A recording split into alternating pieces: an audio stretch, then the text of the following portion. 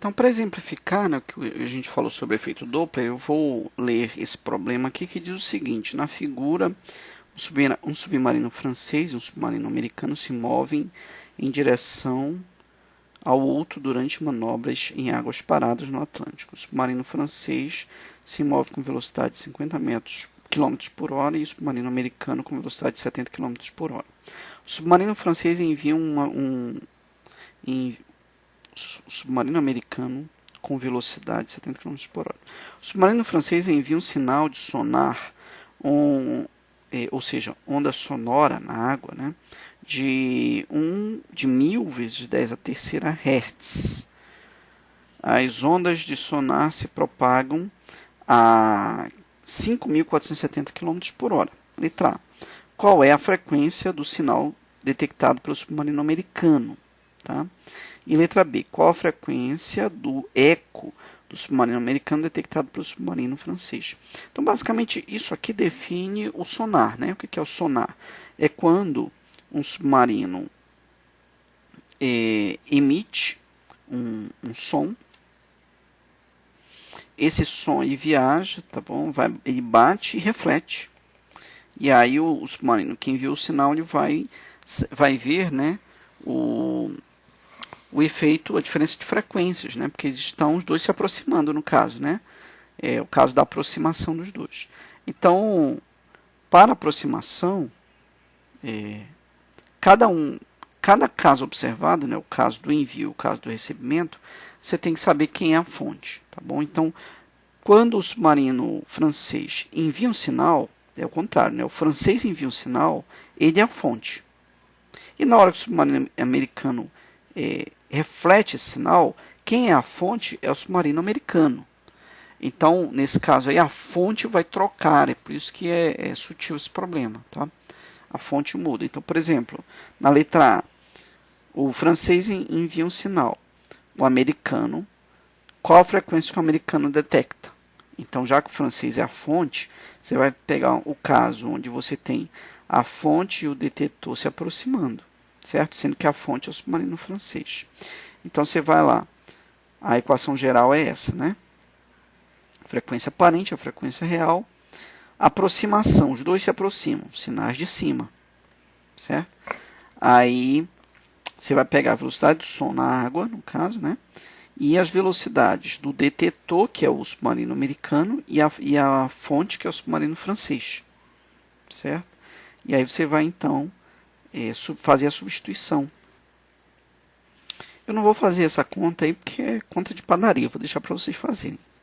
Na situação B, que eu vou chamar de frequência aparente 2, frequência 2 linhas, quem vai ser a fonte agora é o submarino americano, porque agora a onda refletiu nele, né?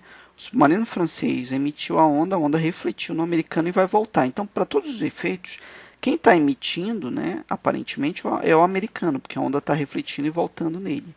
Então, ele vai ser a fonte. Então, você vai considerar agora que a fonte está emitindo F', que é a frequência aparente naquele detector que ele recebeu.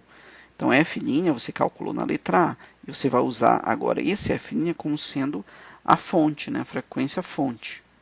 Tá? Então, tira essa dúvida na aula aí comigo, se tiver dúvida. Tá bom?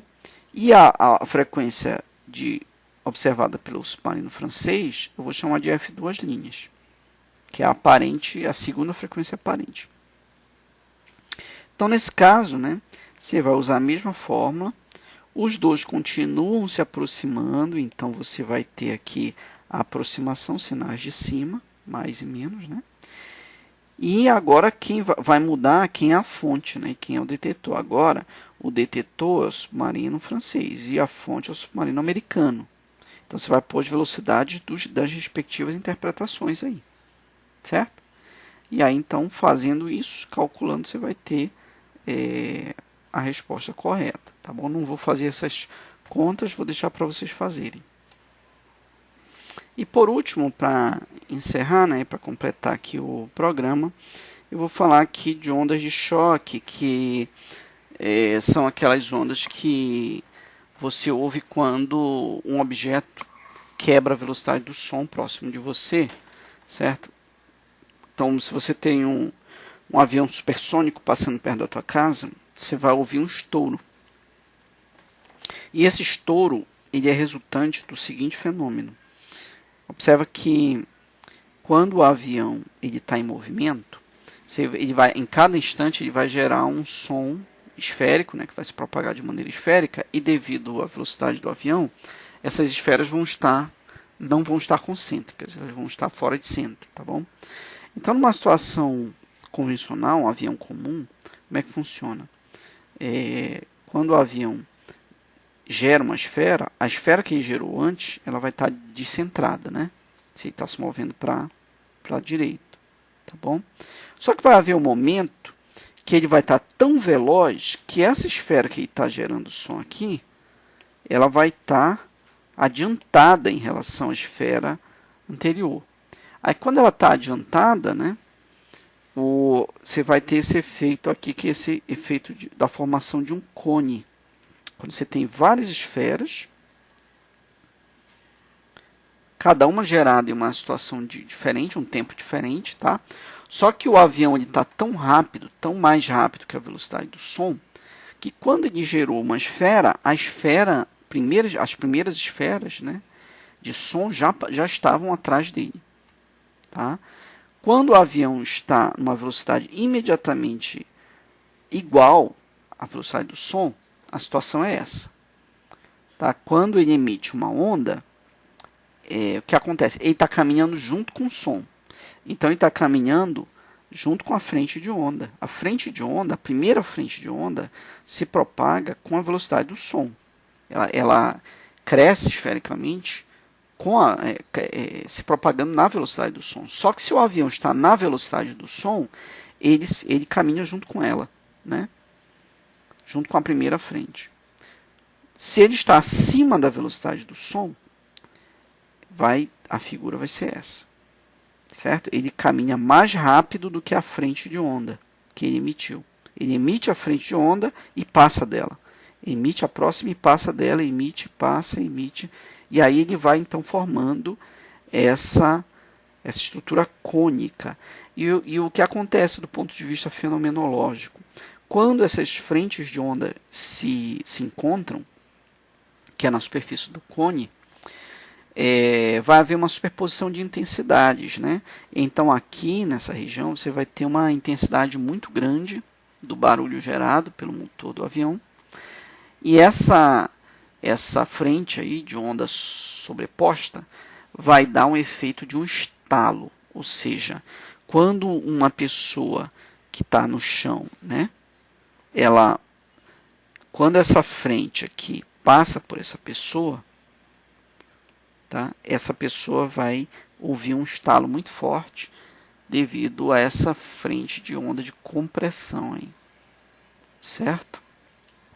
Então esse aí é o efeito aí do cone de Mach, né? Esse é o famoso cone de Mach, e esse cone ele tem uma angulação que é θ, certo? Que você pode medir aqui o seno de θ pelo cateto oposto, a tangente no caso, né? Não, é o seno mesmo, é o cateto. Se esse é o θ, né, o ângulo do cone, certo? O seno dele vai ser o cateto oposto pela hipotenusa.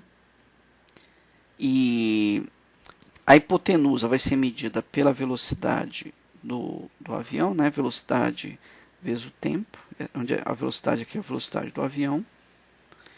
E o raio desse cone aqui vai ser velocidade vezes o tempo, onde aqui é a velocidade da onda, tá? Porque essa frente de onda esférica, né, está se propagando com a velocidade do som, certo?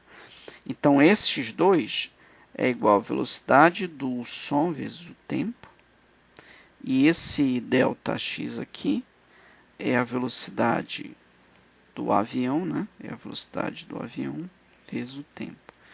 Então, quando eu dividir um pelo outro, vai ficar assim, né? Velocidade do avião, velocidade do som vezes o tempo, colocar colocar aqui, né? Vezes o tempo. E velocidade da fonte, no caso a source, aqui é fonte, né? Que é a velocidade do avião, vezes o tempo, certo? Então, isso confunde muito, porque aqui a gente tende a entender que é a velocidade do som, né? Não, velocidade da fonte, do source. Então, cateto oposto pelo cateto, pela hipotenusa. Isso vai dar o seno de θ, certo? Aí, quando você corta o tempo, né? Porque o tempo é o mesmo que você está analisando, vai ficar, então, que o ângulo, né? O ângulo do cone vai ser, o seno dele vai ser dado por isso, certo? E aí, então quando você tem o avião voando com a velocidade do som, isso aqui vai dar 1, né? Esses números vão ser iguais, e aí eu vou ter o seno igual a 1, que é a condição para o avião estar voando a velocidade do som, certo? Então, é essa situação aqui. Quando essa distância é igual a essa, né, você tem, quando divide uma pela outra, dá 1. Então, é exatamente que quando o seno, né, o seno de θ, θ vai ser, no caso, não dá para enxergar aqui θ, mas assim, o seno de θ vai ser 1. Esse é o caso que o avião... No caso, θ é 90, né? 90. Seno de θ é 1, para θ igual a 90. Esse é o caso, tá? Muito bem. Então, agora a gente vai ler aqui o comando, a definição, né, do resumo do livro, que diz assim: se a velocidade de uma fonte em relação ao meio é maior que a velocidade do som no meio, a equação por efeito Doppler deixa de ser válida. Nesse caso, surgem ondas de choque. O semiângulo θ do cone de Mach é dado por isso. Então, esse cone aqui é chamado cone de Mach, e essa explicação toda que eu falei aqui é válida para o caso em que o efeito Doppler já não é mais válido, né? Ou seja, você tem a velocidade da fonte maior do que a velocidade do som, certo? Então, quando você tem aí os pilotos dizendo Mach 1, Mach 2 e tal, é referente ao número de vezes que o cara está a uma velocidade maior que a velocidade do som, certo? Então, velocidade da fonte pela velocidade do observador vai dar o número de Mach. Ou seja, se a velocidade da fonte for 2 vezes a velocidade do som, você vai ter Mach 2, né? Você vai ter esse número aqui vai ser igual a 2, ou seja, o seno vai ser meio, que é o inverso desse número aqui, tá? E por aí vai. Então, pessoal, com isso a gente encerra essa explicação aqui e vamos para a nossa aula virtual e tiramos as dúvidas lá. Aguardo vocês.